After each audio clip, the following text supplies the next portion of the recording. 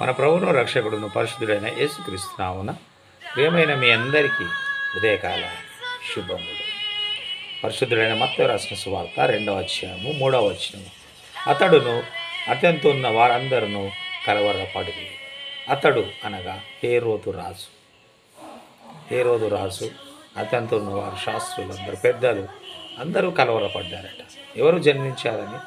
యేసుక్రీస్తు. పుట్టినది యేసు ప్రభు. యేసుక్రీస్తు యొక్క జన్మదినము ఆయనను కదిలించింది. ఆయనలో గురుబులు మొదలైంది. ఆ రాజుకు భయం పుట్టింది. క్రీస్తు జననం హేరోదును కదిలించింది. హేరోదు గుండెల్లో గుబులు మొదలైంది. యేసుక్రీస్తు ప్రభు జననం అతను కలవరపరిచింది. అతనితో ఉన్న వారందరూ కలవరపడ్డారు. యేసు అనగా ఒక రక్షకుని జననం రాజును భయభ్రాంతులకు గురి చేసింది.